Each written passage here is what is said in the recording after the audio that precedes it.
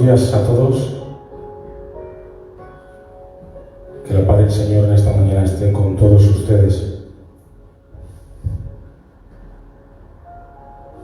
Me alegro en esta mañana de poder compartirles y de poder transmitir a todos los que van a escuchar este audio la bendita y santa palabra de Dios. Amén. En esta mañana quiero transmitirles todo mi afecto y todo mi cariño, todo mi amor en Cristo Jesús. Y antes de entrar en el sermón, quisiera simplemente lanzarles un mensaje de aliento ante todas las circunstancias que estamos viviendo, en referencia,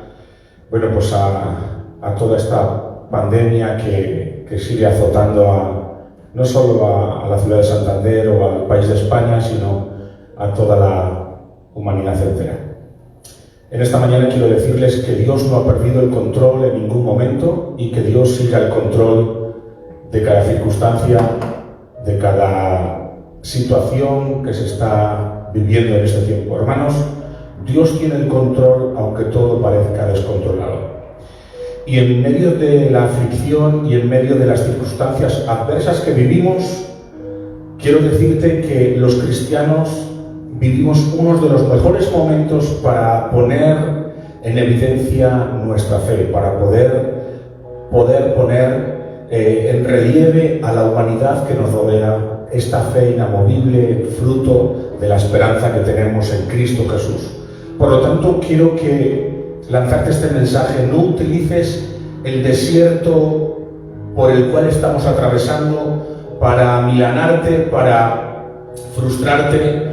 Que el desierto que estamos atravesando no sirva como atenuante para que la frustración toque tu vida, sino que en estos momentos este desierto sirva para que la gloria de Dios pueda ser mostrada a través de nuestra actitud, a través de la esperanza en Cristo Jesús, hermanos.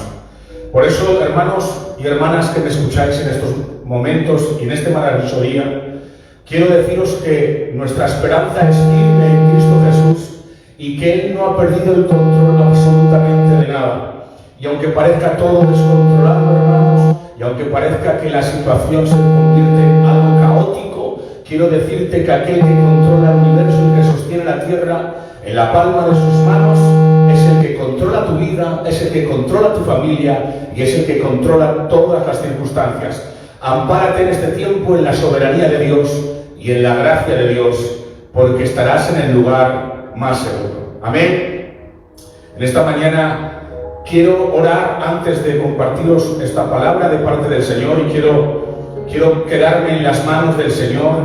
Quiero que en esta mañana sea el Señor el que hable a cada uno de vuestros corazones, hermanos. Por eso en esta mañana quisiera que ahí donde tú te encuentras pudieras orar conmigo y pedirle al Señor que utilice a este siervo inútil y que depende de la gracia de Dios, que sin su ayuda sería incapaz de poderles transmitir absolutamente nada que viniese de parte de Él, hermanos. Necesito que en esta mañana el Señor me tome en sus manos y pueda ser un canal de bendición para todos ustedes. Por eso sabemos que la oración del justo es eficaz. Por lo tanto, oren por mí en estos momentos. Gracias, Dios, en esta mañana, porque nos permites estar delante de tu presencia, Señor. Señor, ¿qué te voy a decir que tú no sepas?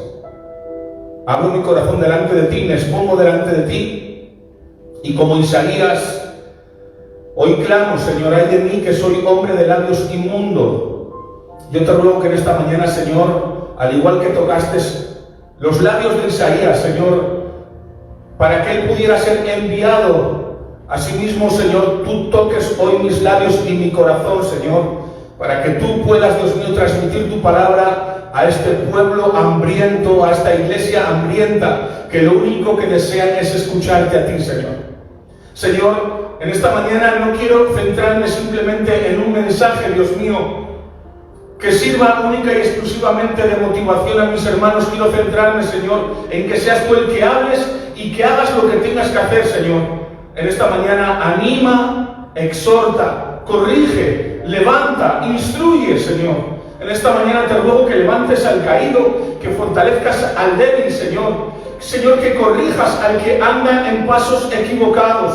Que sea tu palabra, Señor, la que en esta mañana sensibilice las conciencias y los muertos espirituales sean resucitados. Te ruego en esta mañana que por el poder de tu Santo Espíritu, por el poder de tu palabra, por amor, Señor, a los escogidos, tú vengas en esta mañana, Dios mío, tocando los corazones más endurecidos y les puedas derretir como cera, Señor. Tú eres el único que convence, la religión no convence. Señor, los pastores no convencemos, pero una palabra tuya, Señor, a través de nosotros, siervos inútiles, es suficiente para hacer cambiar, Dios mío, de posición al hombre más confundido. Una palabra tuya es capaz de dar aliento al desalentado, Señor, de dar esperanza al que no tiene ninguna. Por eso en esta mañana clamo a ti, Señor, desde lo más profundo de mi corazón. Entiendo mi incapacidad y te pido perdón por mi pecado. Perdóname, Señor. Ayúdame, Señor. Te ruego, Señor, que perdones a cada uno de los que están viendo este audio. Perdónanos, Señor. Tú has muerto en la cruz del Calvario y creemos que tú pagaste por nuestros pecados. Nos afirmamos con nuestra mirada firme puesta en la cruz del Calvario, Señor. Y te rogamos en esta mañana, Jesús, que tú vengas sanando las heridas y redarguyendo los corazones, Padre. Señor, en esta mañana me quedo en tus manos y te pido, Señor, tu ayuda. En el nombre de Jesús. Amén, Señor. Y amén. Doy gracias a Dios porque puedo compartirles este mensaje. Hermanos, yo en esta mañana quiero transmitirles un mensaje que creo que en estos momentos es muy necesario, no solo para la iglesia acá en Santander, la iglesia de los del Camino, sino creo que para la iglesia en general, para nuestros hermanos, no solo en España, sino en el mundo entero. Una de las estrategias del enemigo siempre ha sido dividir al pueblo de Dios. El pueblo de Dios, en unidad y dependencia en Cristo, es un pueblo poderoso, un pueblo el cual Dios puede usar para mostrar la gloria del Evangelio. Pero el enemigo es consciente de que un pueblo dividido es un pueblo que se dirige hacia la destrucción. Y yo en esta mañana quisiera alentaros con este mensaje. Esta mañana espero transmitir una idea de lo que me gustaría que lográsemos juntos como iglesia. En esta mañana quiero transmitiros esta idea para que pudiésemos lograr todos juntos este fin bíblico el cual el Señor nos demanda. Sin embargo, antes de comenzar a hablar, quiero hacer una pregunta que es imprescindible hoy en día para el pueblo del Señor. Y la pregunta es la siguiente, hermanos. ¿Por qué es importante la unidad para la iglesia hoy en día? ¿Por qué es importante la unidad para la iglesia Los del Camino? ¿Por qué es importante para la iglesia aquí en España la unidad?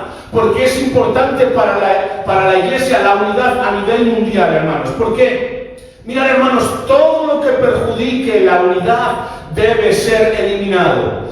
El gran flanco, la gran debilidad de la iglesia es la falta de unidad. Por lo tanto, todo lo que perjudique a la unidad de la iglesia debe ser eliminado. La iglesia debe permanecer en unión o la anarquía nos devorará, hermanos. No hay época más triste que la época de los jueces, el libro de los jueces. El libro de los jueces se muestra de una manera muy triste, cuando acaba el libro de los jueces y cada uno hacía lo que bien le parecía. La época de los jueces fue una época de anarquía y lamentablemente hoy en día estamos en esa dirección anárquica y la iglesia nunca fue constituida para ser una anarquía, sino para ser una teocracia. La iglesia está constituida por el propio Dios para que Dios sea el que gobierne la iglesia, no los deseos de las personas, no los deseos de las denominaciones, no los deseos de los pastores, sino que la iglesia debe ser una iglesia que viva en una teocracia total. Pero lamentablemente, fruto de seguir nuestros propios deseos o pasiones, mucha gran parte de la iglesia se está convirtiendo en una iglesia anárquica. Hermanos, la multitud que no puede reducirse a la unidad no es otra cosa que confusión y caos. Podemos ser una gran multitud de creyentes, pero si no estamos unidos, no seremos más que un caos, no seremos más que una confusión. La unidad que no guarda dependencia alguna de Cristo no es una cosa nada más que tiranía. Y hoy en día nos estamos convirtiendo en un pueblo, y perdónenme la expresión, muy tirano, en cuanto muchas veces no dependemos absolutamente de Dios. Eso nos lleva a la independencia total, no solo con Dios, sino de los hermanos. Quiero compartir este tema por tres simples verdades que encontraremos en la Escritura. Quiero compartir este tema por tres simples verdades escriturales que encontraremos en la palabra de Dios. La primera verdad escritural por la cual quiero compartir este tema es: Dios ha llamado a los cristianos a estar con Él para siempre, pero nos ha dejado temporalmente en este mundo reunidos en iglesias locales. La primera verdad, por lo tanto, es la siguiente: Dios ha llamado a los cristianos a estar con Él para siempre, y esto es un motivo de gozo, pero nos ha dejado temporalmente en este mundo reunidos en iglesias locales. La segunda verdad escritural que se encuentra recogida en la Escritura es la de: Él ha escogido usar nuestras vidas unidos en iglesias como el principal método para mostrar su gloria. Yo no sé, pero esta verdad a mí me hace temblar. Yo no sé a ti, pero esta verdad a mí me hace temblar. Él ha escogido usar nuestras vidas en unidad como iglesia para mostrar la gloria de Cristo al mundo entero, hermanos. Y la tercera verdad escritural en la cual me quiero basar es que somos pecadores, hermanos. Somos pecadores. Las primeras dos verdades funcionan muy bien juntas, ¿verdad? Dios ha llamado a los cristianos a estar con Él para siempre y nos ha dejado temporalmente en este mundo como en iglesias locales. Y la segunda verdad también es hermosa, y nos ha escogido como iglesias unidas, como una iglesia unida, para mostrar la gloria de Dios aquí en la tierra. Las primeras dos verdades funcionan bien juntas, pero la tercera verdad complica las cosas considerablemente. Y esta es la realidad. Hermanos, algún día el mundo entero se postrará ante Dios y confesará que Jesucristo es el Hijo del Dios viviente. Pero por ahora Dios, en su sabiduría, ha delegado la misión de desplegar la gloria de su perfecto carácter a través de personas bastante imperfectas que forman parte de su iglesia. Quiero recalcar este concepto porque sería muy bueno que anotaseis cada uno ahí donde os encontráis. Dios, en su sabiduría, ha delegado la misión de desplegar su gloria y su magnificencia y su perfecto carácter a través de personas bastante imperfectas como es su iglesia, hermanos. La interrogante de cómo puede suceder eso es el enfoque de este sermón. ¿Cómo Dios puede hacer esto ante tantas personas imperfectas que somos? Especialmente nuestra meta es entender las oportunidades y las responsabilidades que tenemos como miembros de la Iglesia, los del Camino, o como miembros de la Iglesia de Cristo a nivel general, hermanos. ¿Cómo es que pecadores como nosotros, hermanos, podemos reunirnos como una iglesia local donde abunda la unidad? ¿Cómo pecadores como nosotros podemos reunirnos en una iglesia y permanecer en unidad? Y escuchen un momento, hermanos, no se trata de una unidad forzada que niega las diferencias o subestima las dificultades, hermanos, o compromete el mensaje del Evangelio, sino una unidad real que actúa como un testimonio convincente del poder del Evangelio, hermanos.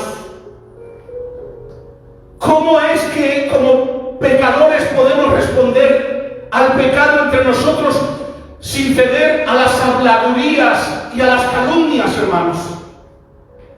¿Cómo podemos confiar en nuestros pastores y al mismo tiempo reconocer que ellos también son pecadores como nosotros? ¿Cómo podemos amar a las personas que nos hacen sentir incómodos porque son diferentes a nosotros mismos, hermanos? ¿Cómo podemos criticar a una iglesia imperfecta sin quejarnos, hermanos? Para aquellos de nosotros que hemos estado en una iglesia durante bastante tiempo, es probable que hayamos notado que estos objetivos son muy difíciles de alcanzar. Con mucha frecuencia la iglesia se convierte en lugares de división, en lugares de queja, en lugares de amargura, en lugares de conflicto. Muy a menudo las iglesias fracasan en reflejar al mundo que nos observa el poder del Evangelio que debería haber en nosotros. ¿Y cuántas veces como iglesias fracasamos en mostrar al mundo el poder del Evangelio, hermanos? Nuestra meta es explorar un plano práctico de lo que hace que una iglesia sea sana y unida. Y esa es la meta que tengo en este sermón, en esta mañana. Intentar plasmar a través de la Escritura para que ustedes puedan entender lo que es una iglesia sana y unida. Evidentemente esto no lo podemos hacer solamente en un sermón y estaremos durante varios días compartiendo el tema de la unidad de la iglesia. Pero quiero que te quedes con estos conceptos fundamentales para que podamos ser una iglesia sana, pero sobre todas las cosas sana y unida, hermanos. Mi oración es que cada uno de nosotros salga de este sermón con un mejor entendimiento de lo que la Biblia dice que es una iglesia unida y no del concepto de unidad que hoy en día tiene mucha gente.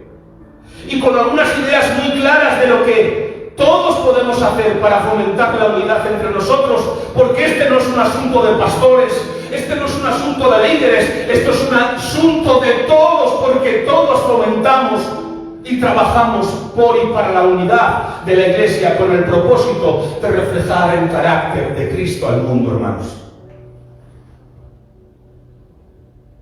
Y quiero que comencemos respondiendo a una pregunta fundamental. ¿Cuál es el plan de Dios para la iglesia Los del Camino?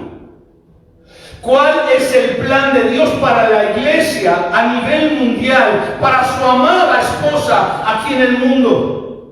El apóstol Pablo lo explica en los capítulos 2 y 3 del libro de Efesios, y me gustaría que ustedes en sus casas, después de este sermón, pudieran leer los capítulos 2 y 3 de Efesios para que pudieran ver en esencia el motivo de este sermón y pudieran ver el tema fundamental de la unidad de la iglesia. Si tienes una Biblia, acompañarnos en esta mañana. En Efesios capítulo 2, versículos del 1 al 10, vamos a leer una porción de la Escritura donde vemos que el apóstol Pablo inicia con el mensaje del Evangelio.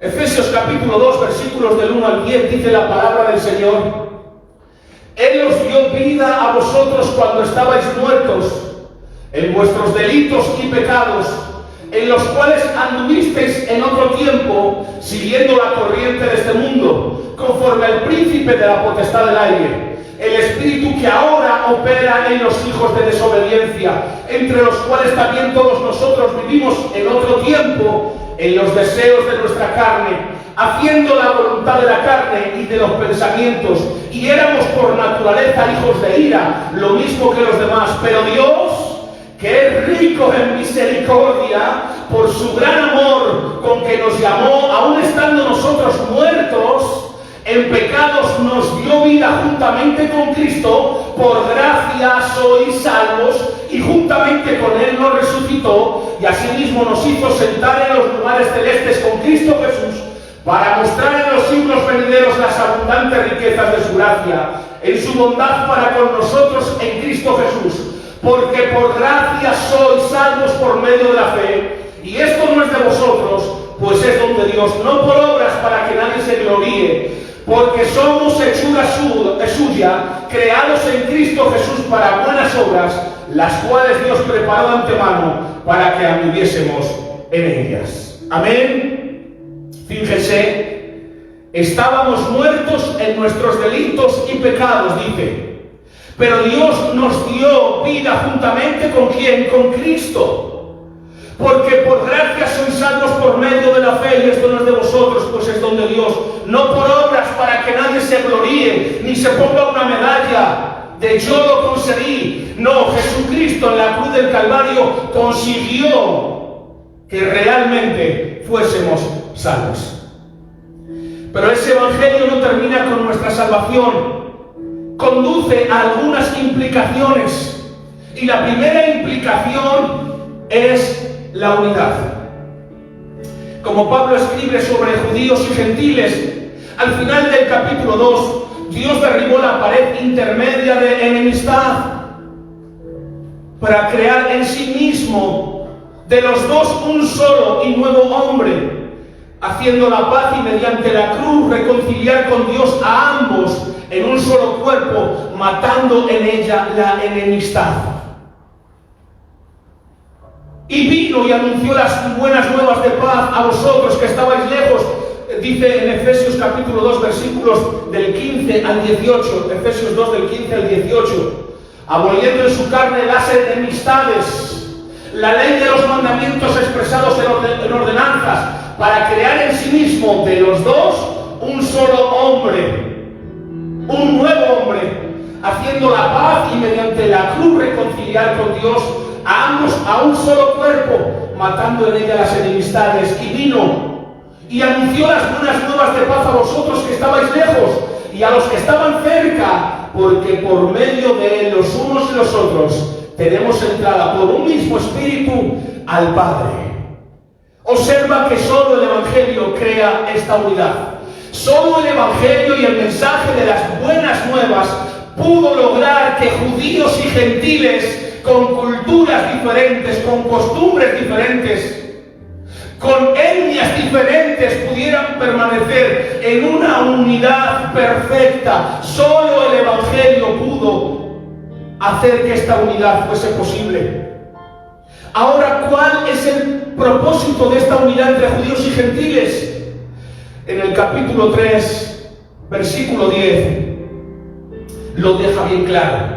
Capítulo 3, versículo 10 de Efesios, dice la palabra de Dios: para que la multiforme sabiduría de Dios sea ahora dada a conocer por medio de la Iglesia a los principados y potestades en los lugares celestes.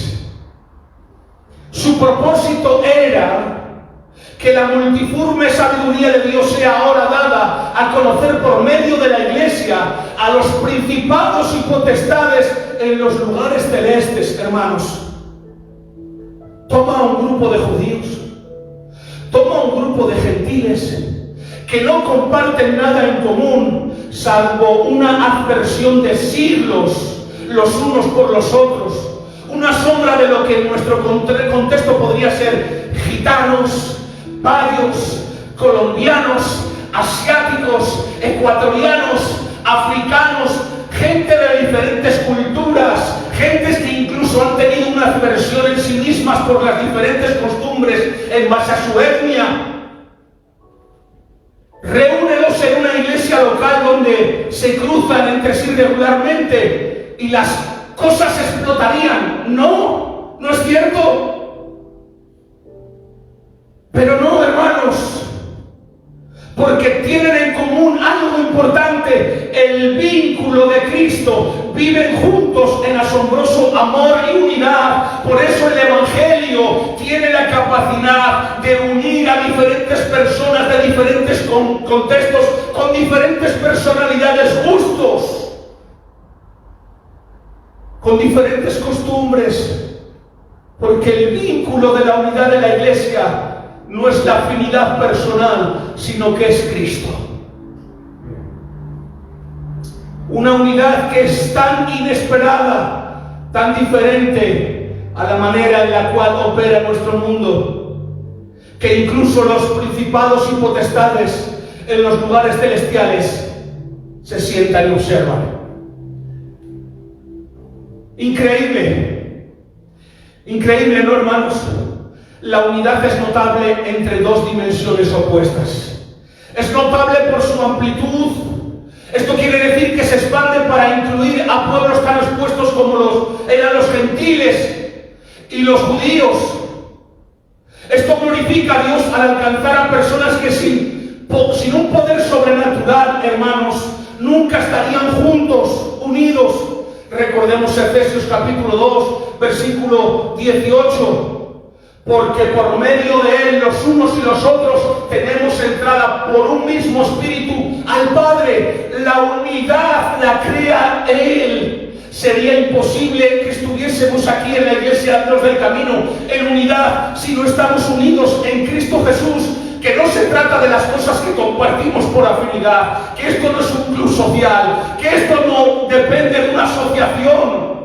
Que esto es la iglesia de Cristo y tenemos como vínculo unificador a Jesucristo, el Hijo de Dios. En segundo lugar, esta unidad es notable por su profundidad, hermanos. No se limita a unir a personas para que se toleren entre sí, sino que están comprometidas, que Pablo puede llamarles un nuevo hombre. Versículo 2, capítulo 2. Versículo 15. Hermano, esta unidad no se limita a unir personas que se toleran entre sí, sino que va más allá. Están comprometidas hasta tal punto que Pablo puede llamarles un nuevo hombre, aboliendo en su carne las enemistades, la ley de los mandamientos expresados en ordenanzas, para crear en sí mismo de los dos un solo y nuevo hombre, haciendo paz. Aquí no se trata de unir a personas que se toleren entre sí. Se trata de que el Evangelio realmente haya influido en nuestras vidas lo suficientemente para estar unidos de una manera sobrenatural por su Espíritu. Pablo busca los lazos más profundos del mundo natural, los lazos étnicos y familiares para describir esta nueva comunidad en la iglesia local. Por eso también la compara a una familia. El apóstol Pablo compara la iglesia como una familia. En el capítulo 2, versículo 19, el apóstol Pablo dice: así que ya no sois extranjeros ni advenedizos, sino conciudadanos de los santos y miembros de la familia de Dios. ¿Qué es lo que ha hecho el mensaje del Evangelio? ¿Qué es lo que ha hecho el Evangelio en nuestras vidas? Unirnos en un solo cuerpo y unirnos como una sola familia. Personas de diferentes nacionalidades, con culturas diferentes, con pensamientos diferentes, con ideologías diferentes, han sido capaces de estar unidas y unidos en un mismo pensar, en un mismo sentir, fruto única y exclusivamente del poder del Evangelio, hermanos. La unidad, con una amplitud y profundidad asombrosa, hace que la gloria de Dios invisible sea visible. Cuando la unidad es real en medio de la iglesia, cuando la unidad es real en medio del pueblo de Dios, hace que la gloria de Dios explote de una manera tan gloriosa que se hace visible el carácter de Dios a un mundo perdido que vive entre tinieblas. Este es nuestro llamado como iglesia, hermanos. Pero ese llamado tiene cierta competencia, la cual quiero exponer ahora. Hay una unidad falsa. Hay una falsa unidad que quiero exponer ahora para que podamos ver también cuál es lo verdadero y lo falso. Porque hay una unidad falsa que también se ve hoy en día en muchas iglesias. Un problema que tenemos siempre, que comenzamos a hablar acerca de la unidad cristiana, es que algunos la definen como la idea de que todos los que se consideran cristianos deberían de organizarse juntos, o al menos cooperar juntos, como un solo cuerpo reconocido. Dicen que la existencia de las distintas denominaciones le demuestra al mundo que no estamos unidos. Uno de los desafíos que presenta esta corriente de pensamiento es que no da lugar para poder discrepar en amor. Podemos disentir, hermanos, de nuestros hermanos o hermanas presbiterianos, por ejemplo, con relación al bautismo, por ejemplo, y continuar haciendo juntos toda clase de buenas obras en favor del Evangelio. En este sentido, las denominaciones realmente exhiben nuestra unidad en el Evangelio con más fuerza que si simplemente pretendiéramos que nuestros desacuerdos carecen de importancia. Otro problema con esta idea es lo que sería el objetivo final de esa unidad, hermanos. Hay muchos que se llaman a sí mismos cristianos, pero que no estarían de acuerdo con nuestra Iglesia en cuanto a cosas fundamentales tales como ¿quién es Dios? Hay gente que no estaría de acuerdo con la Iglesia Los del Camino en temas tan fundamentales como ¿quién es Dios, por ejemplo? ¿Qué deben hacer las personas para salvarse? Hay personas que creen que tienen que añadir al sacrificio de Cristo las obras para poder ser salvos. Incluso si es necesario ser salvos del pecado. Eso quiere decir que la unidad organizativa, hermanos, por sí sola confunde por completo al mundo acerca de la naturaleza del cristianismo y del Evangelio. Ciertamente es algo bueno colaborar con los demás por el bien común, por un objetivo común, trabajar con católicos, por ejemplo, para proteger los derechos humanos de los niños no nacidos en relación con el aborto. Claro que debemos de unirnos en objetos fundamentales como es el aborto, hermanos, pero no podemos compartir ciertas unidades. En este caso, por ejemplo, con el catolicismo, puesto que estamos a años luz, jamás podremos permanecer en unidad. Sin embargo, ese sea un tipo de unidad, no es la unidad sobrenatural del Evangelio, de la cual habla Pablo en Efesios. No se trata de una unidad en base a una conducta, hermanos, humanista.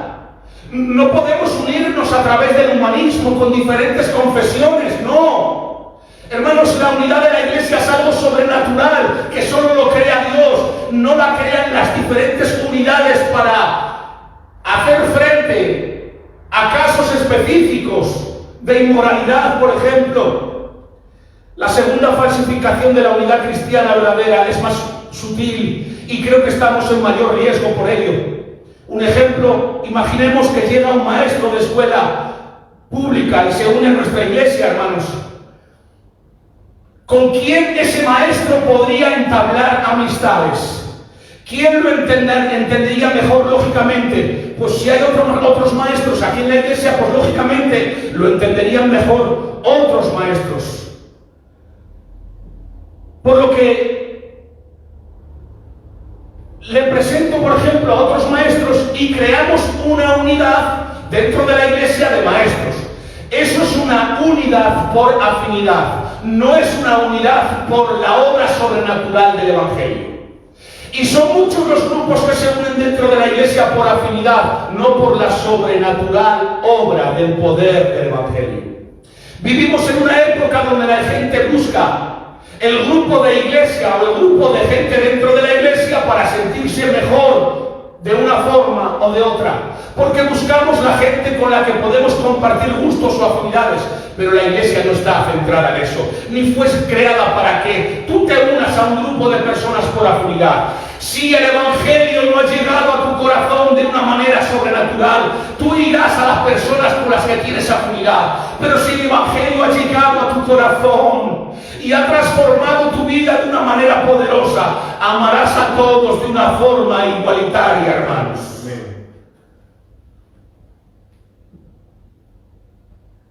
En comparación a lo que vemos en Efesios, esta unidad es algo que llamaré yo, hermanos, unidad extraevangélica.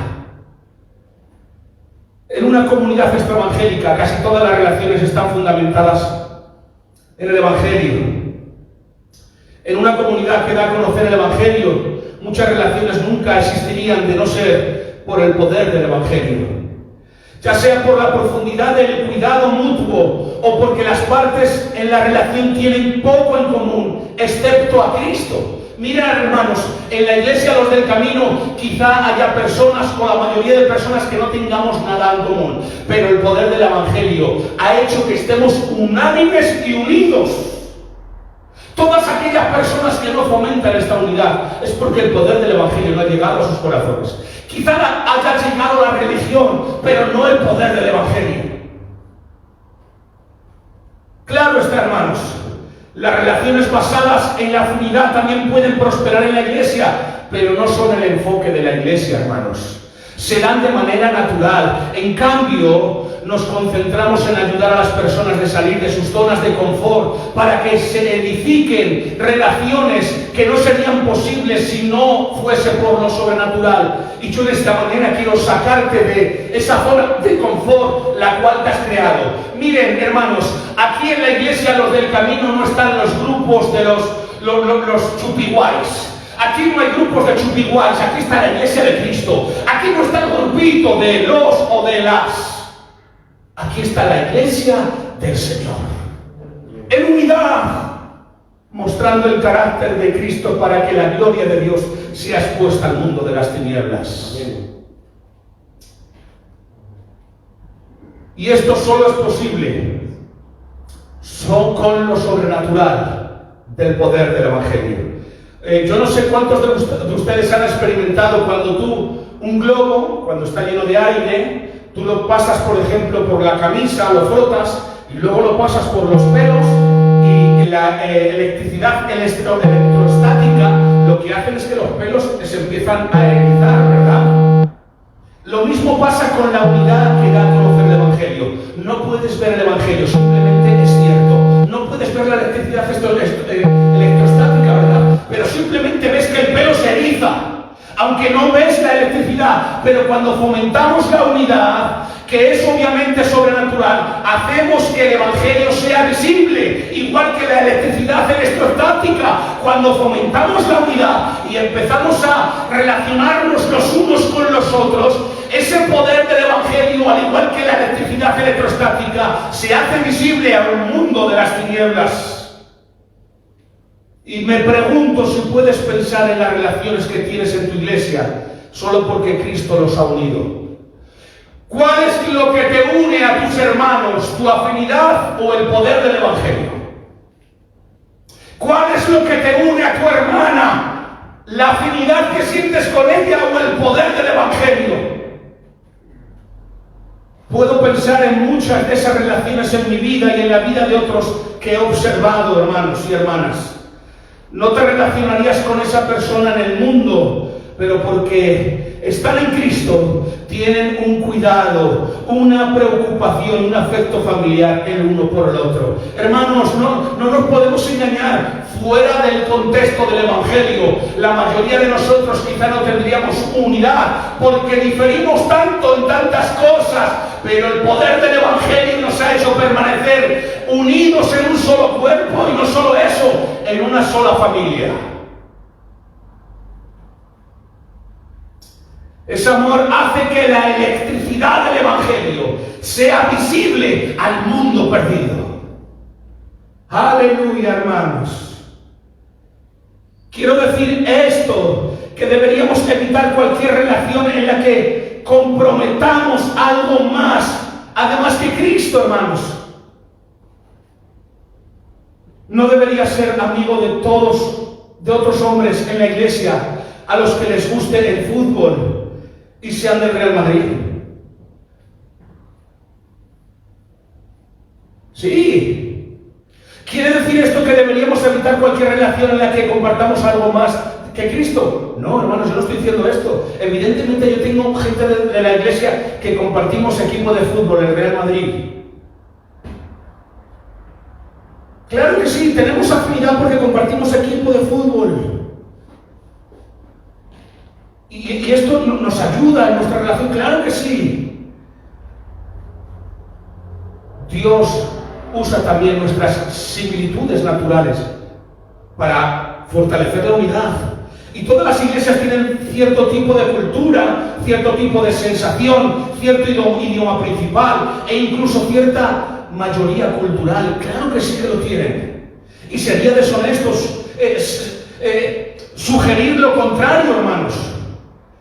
Decir que una congregación realmente no comparte nada más que salvo Cristo sería no ser realistas con la verdad.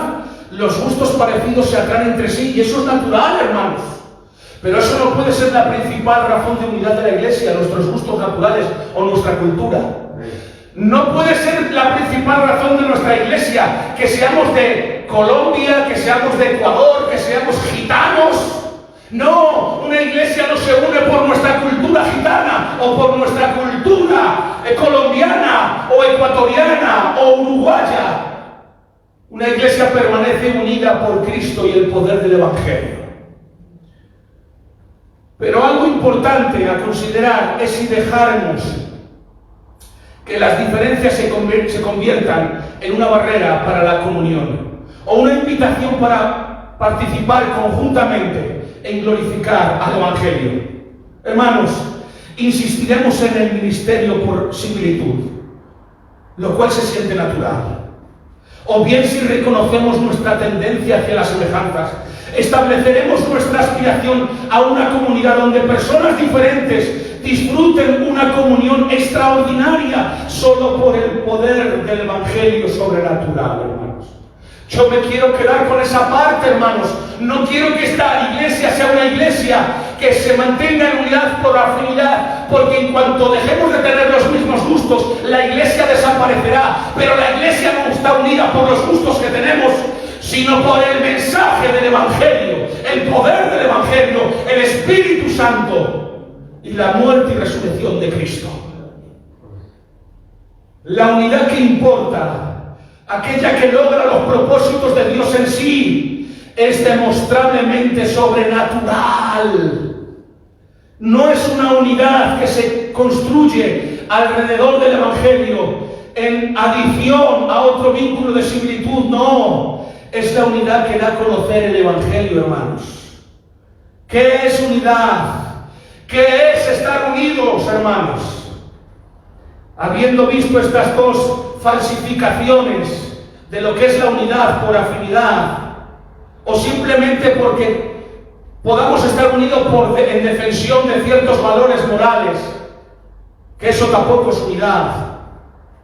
Y habiendo visto estas dos falsificaciones, ¿qué es la unidad cristiana verdadera, hermanos? ¿Qué es la unidad cristiana verdadera?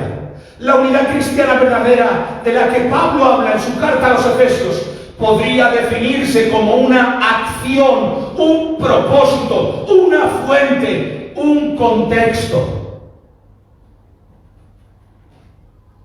Específicamente, amar con ese amor hacia nuestros hermanos y hermanas en Cristo que traspasa los límites sociales, los límites culturales, los límites raciales. Piensa en las palabras de Jesús: si amáis a los que os aman, ¿qué mérito tenéis? Porque también los pecadores aman a los que los aman. Estas palabras las dijo el propio Cristo. ¿Qué mérito hay, hermano, en que permanezcas en unidad, en amor con aquellos que sientes afinidad? ¿Qué mérito hay de que ames a aquellos que te aman, hermano? Segundo, el propósito es la gloria de Dios en la vindicación de su Evangelio. Que no hay otro propósito de permanecer en unidad que la gloria sea para Dios, hermanos. La unidad que existe por cualquier otro propósito puede ser valiosa, pero no es la unidad cristiana que estamos explorando en este sermón. Miren, yo entiendo que haya muchas iglesias que necesiten de un montón de cosas para permanecer la iglesia unida. Son muchos hoy en día los que promueven diferentes tipos de métodos en diferentes campos para lograr a través de esos métodos lo que no están logrando a través del poder del Evangelio. Son muchas las iglesias que se están uniendo a través de ideologías humanas y no a través de la doctrina fundamental de la palabra de Dios. ¿Por qué? Porque hoy en día estamos viendo que se están realizando gran cambios en el Evangelio al gusto de las necesidades de los oyentes. Y ese es el método a utilizar para hacer que la iglesia, o entre comillas, el conjunto de personas, estén unidos. La unidad que existe por cualquier otro propósito puede ser valiosa, pero no es la unidad cristiana que estamos explorando en este sermón. Tercero, ¿cuál es la fuente de la unidad? ¿Cuál es la fuente de la unidad? No es otro que el amor de Cristo. ¿Cuál es la fuente de la unidad de la iglesia? No es otro que el amor de Cristo, hermanos. Nosotros amamos porque Él nos amó primero. El amor que es sobrenatural solo puede explicarse a través del poder de Dios que obra en nosotros. Y no tiene otra explicación si no es esa. Si la unidad es impulsada por el amor con el que el mundo está familiarizado. Y puede explicar de qué manera mostrará eso la sabiduría de Dios a los principales y a las potestades en los lugares celestes, hermanos. No podemos mantener la unidad en base al amor humano. El amor que realmente hace que la iglesia esté unida es el amor sobrenatural de Cristo, que excede todo el entendimiento, que hace que ames a tus enemigos, que bendigas a los que te maldicen, que seas propenso a orar por los que te critican y te calumnian, y que tengas la capacidad de tender la mano a aquel que un día te la negó. La unidad que glorifica a Dios y justifica la sabiduría del Evangelio es la unidad que se alimenta de saber cuánto hemos sido perdonados en Cristo.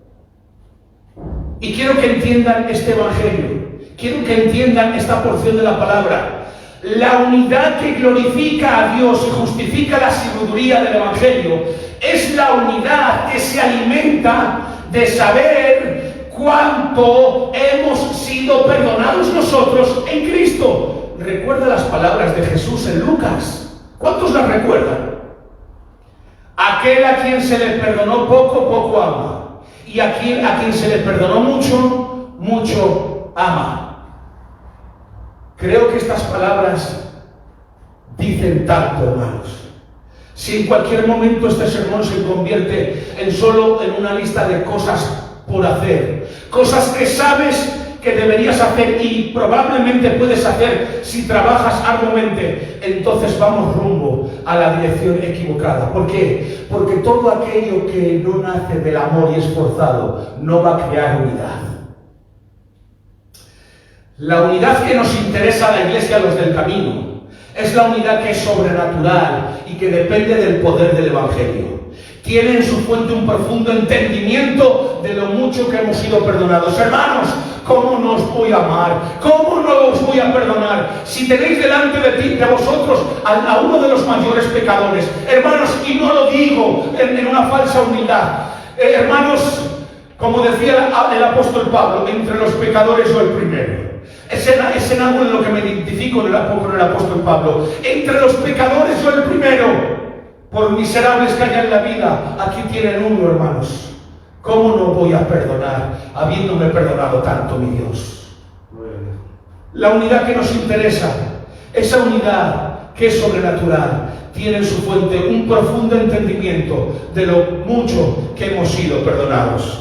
La unidad cristiana no solo debe tener como meta el Evangelio, sino que en su núcleo debe nutrirse del mensaje del Evangelio. Para poder permanecer como iglesia, debemos de nutrirnos del mensaje del Evangelio, no de conceptos humanos. El concepto de la iglesia, los del camino, es este. Un amor que da a conocer el Evangelio y que glorifica a Dios para que todos los hermanos y hermanas en Cristo, alimentado por nuestro perdón en Cristo, que se expresa más claramente en la asamblea de la iglesia local. Lo vuelvo a repetir. El contexto de nuestra iglesia, los del camino, es este. Un amor que da a conocer el Evangelio y que glorifica a Dios para con todos los hermanos y hermanas en Cristo, alimentado por nuestro perdón en Cristo, que se expresa más claramente en la asamblea de la iglesia local. Esa es la unidad cristiana, hermanos. El plan de Dios para dar a conocer la sabiduría del Evangelio a todos los pueblos. ¿Qué está en riesgo, hermanos, con la falta de unidad que estamos viendo hoy en día? La falta de unidad genera anarquía. Y aquí no estamos para que todo el mundo haga lo que bien le parece, sino para hacer lo que Dios ha dicho que hiciésemos. ¿Qué está en riesgo? He estado diciendo que debemos apuntar hacia la clase de unidad correcta en nuestra iglesia. Aquí no se trata de que estemos unidos por afinidades, sino por el Evangelio. He estado diciendo que debemos apuntar hacia la clase de unidad correcta en nuestra iglesia. Que si no lo hacemos, realmente comprometemos los propósitos de Dios para la iglesia nuestra. Pero ¿cuáles son los riesgos exactamente, hermanos? Si nuestra unidad se basa en vínculos naturales y no en el Evangelio sobrenatural, ¿qué perdemos? Comencemos con la misión de la iglesia tal como se declara al final del libro de Mateo. En Mateo capítulo 28 Jesús comisiona a su iglesia cuando dice a sus discípulos: toda potestad me es dada en el cielo y en la tierra. Por tanto, id y haced discípulos a todas las naciones, bautizándolos en el nombre del Padre, del Hijo y del Espíritu Santo, enseñándoles que guarden todas las cosas que os he mandado. Y he aquí yo estoy con vosotros todos los días hasta la fin del mundo. El riesgo de simplificar demasiado existen dos impulsos vitales de esta gran comisión. Debemos compartir el Evangelio con todas las naciones, incluyendo la nuestra, la española, bautizando a quienes creen. Dicho de otro modo, evangelizar. Y debemos fomentar seguidores de Jesús, enseñando a cada generación de convertidos todas las cosas que Él nos ha mandado. En otras palabras, discipular. Cuando edificamos una unidad de iglesia local, que no es evidentemente sobrenatural, ponemos en juego ambos elementos de nuestra comisión, hermanos. Comprometemos nuestra evangelización y comprometemos el discipulado. Es mucho lo que está en riesgo, no es cualquier cosa. Comprometemos la evangelización. Las palabras de Jesús en Juan 13 describen nuestro poder en la evangelización. En esto conocerán que todos sois mis discípulos, si tuvieseis amor los unos por los otros. En esto conoceréis que sois mis discípulos, si tuvieseis amor los unos por los otros. Por lo tanto, la gran comisión se pone en riesgo cuando no hay una iglesia unida. Y no se trata de un amor cualquiera, pues el versículo anterior establece el estándar de ese amor. Como yo os he amado, que también os améis los unos a los otros. Eso lo dijo Jesús. Como yo os he amado, así que os améis los unos a los otros. Que no se trata de que ames a la hermana de cualquier manera. Se trata de que la ames como Jesús te ha amado a ti. Y ese es el nivel de amor que debemos demostrar los unos por los otros. Se trata de un amor con la profundidad de la cruz. Un amor tan amplio como para llegar del cielo a la tierra, hermanos. Se trata de un amor con la profundidad de la cruz. El amor que caracteriza a los creyentes ante los ojos del mundo como seguidores de Jesús es la misma clase de amor costoso, sobrenatural, que exalta a Dios, que Jesús nos muestra. Y ahora bien, hermanos, y con esto estoy acabando ya. ¿Puede existir amor en una comunidad conformada alrededor de algo que no sea el Evangelio? ¿Puede existir amor en una unidad conformada alrededor de algo que no sea el Evangelio? Pues sí, por supuesto que sí. Piensa en la clase de comunidad que encontrarás, por ejemplo, en Alcohólicos Anónimos. Yo, por ejemplo, una vez me invitaron a participar en una reunión de Alcohólicos Anónimos y poder compartir el Evangelio en esa reunión. Y se podía respirar amor. Simplemente tienes que entrar a tu página de tu grupo favorito de Facebook y encontrarás algo también de amor. Puedes encontrar amistades allí, incluso afecto, lo que es maravilloso y es real, ¿no? Pero ese es el amor inexplicable sin Dios que Jesús describe en Juan 13. Ese es el amor inexplicable que Jesús explica en Juan 13. De ninguna de las maneras, hermanos. No, es el amor que el mundo reconoce. No obstante, el amor de Juan 13 y Efesios 3 es sobrenatural. Es sobrenatural, que no se trata de un amor humanista, se trata del amor de Cristo en nosotros. Cuando la comunidad de la iglesia local desafía la explicación natural, confirma el increíble poder del Evangelio, hermanos. Entonces, ¿cuál es el costo de la comunidad en la iglesia local? Que no es evidentemente sobrenatural. Juan capítulo 13, versículo 35 dice la palabra del Señor. Juan 13, 35 dice: en esto conocerán todos que sois mis discípulos, si tuviereis amor los unos por los otros. Y da un vistazo, hermanos, a Efesios capítulo 4, versículo 14 y 15. Pablo dice que la meta de nuestra vida juntos en la iglesia local es que ya no seamos niños fluctuantes, llevados por doquiera de todo viento de doctrina, por estratagema de hombres que para engañar emplean con astucia las artimañas del error, sino que, siguiendo la verdad en amor, crezcamos en todo en aquel que es la cabeza, esto es Cristo. Eso es lo que queremos ver en la iglesia, los del camino. ¿No es cierto? Un cuerpo de creyentes firmemente establecidos en nuestra obediencia a Cristo, que es la segunda parte de la gran comisión. Incluso si somos golpeados por falsas doctrinas y por artimañas humanas, nos aferramos con firmeza al fidedigno mensaje del Evangelio, hermanos. Esto que ves aquí es madurez y santidad. Creemos en Cristo y eso es lo que nos hace permanecer en unidad. ¿De dónde proviene esto, hermanos? Pablo brinda una hermosa cadena en los versículos precedentes que demuestra cómo el crecimiento proviene de Cristo. En Efesios capítulo 4, versículos del 1 al 11, no lo vamos a leer, pero el apóstol Pablo da exactamente un mensaje de precedentes que demuestran el crecimiento que proviene de Cristo. En el versículo 7, Cristo da dones a la iglesia. En el versículo 11, esos dones son líderes, tales como profetas, evangelistas, pastores y maestros, que enseñan a su pueblo la palabra. Su trabajo, el versículo 12, perfeccionar a los santos para la obra del ministerio, hasta que en el versículo 13 dice: todos lleguemos a la unidad en la fe. Dios dio dones y los repartió entre los diferentes hijos, para que lleguemos ¿a qué? A la unidad en la fe. Y este es el mensaje de hoy. Conclusión.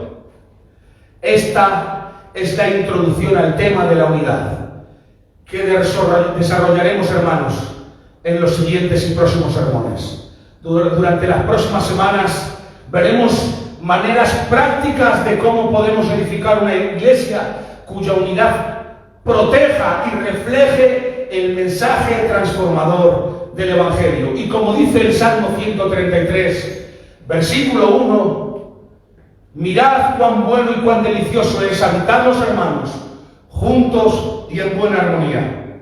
Espero que esa sea tu experiencia con la comunión que has experimentado en tu iglesia.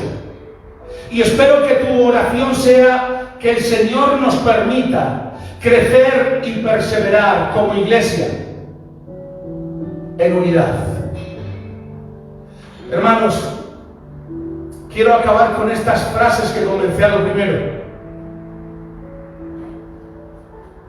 Todo lo que perjudique a la iglesia, todo lo que perjudique la unidad de la iglesia, debe ser eliminado. La iglesia debe permanecer en unión, o la anarquía nos va a devorar, hermanos. La multitud que no puede Reducirse a unidad no es otra cosa que confusión y caos. Y aquí no se trata de que seamos mucha gente. Se trata de que lo que seamos, estemos unidos. La unidad que no guarda dependencia alguna con Cristo es una tiranía. Y son muchas las iglesias que han dejado de depender de Dios, que se han vuelto círculos sociales. Son muchos los grupos que se generan dentro de una iglesia, que son subgrupos, que se autoaíslan del cuerpo de Cristo. Pero espero que esta introducción al mensaje de la unidad te haya servido en esta mañana para que entiendas que la unidad que no depende del poder del Evangelio es un simple humanismo basado en una afinidad humana que no lleva a nada, que perjudica al Evangelio, que no muestra la gloria de Dios, y de eso somos todos responsables. Yo en esta mañana te animo y te aliento, iglesia. Quiero orar para despedirme de este sermón, y espero que Dios redarguya vuestras conciencias. Padre, gracias en esta hora y en estos momentos, porque he compartido tu palabra, Señor, y lo que tú me has mostrado, eso he querido transmitir, Señor. No permitas que el diablo divida a tu iglesia, a tu pueblo en el mundo entero. Como pastor de la iglesia Los del Camino te pido que unas a la iglesia, Señor. Que seamos una iglesia unida y firme. Una iglesia sana y unida, Señor. Una iglesia sana doctrinalmente y unida por el poder del Evangelio, de tu palabra y de tu Espíritu, Señor. Señor, ayúdanos y te pedimos perdón porque no hemos mostrado tu carácter glorioso. Porque muchas veces nos hemos convertido en personas rebeldes, anárquicas. Nos hemos convertido en tiranos. Señor, perdona a tu pueblo, perdona a tu iglesia. Perdónanos porque muchas veces nos hemos unido a grupos por afinidad, despreciando a tu iglesia en general, Señor. Pero hoy venimos a ti, Señor, pidiendo perdón. Perdónanos, Señor. Redarguye a tu iglesia, redarguye a tu pueblo, Señor. Tu iglesia te necesita, Señor. En estos tiempos de pandemia donde no podemos congregarnos, Señor, no permitas que la iglesia se enfríe, se aparte, se aleje. Que el poder de tu palabra, que la manifestación del Espíritu Santo sea en cada uno de ellos. Aviva el fuego. Aviva el fuego de tu Espíritu en ellos, Señor. El gozo de tu Espíritu arda en ellos, Señor. Que cada persona que escuche este audio entienda que es un mensaje para cada persona que lo escucha. Y que el poder de tu Santo Espíritu, Señor, haga lo sobrenatural en los corazones. Te doy gracias. En el nombre de Jesús. Amén. Y amén.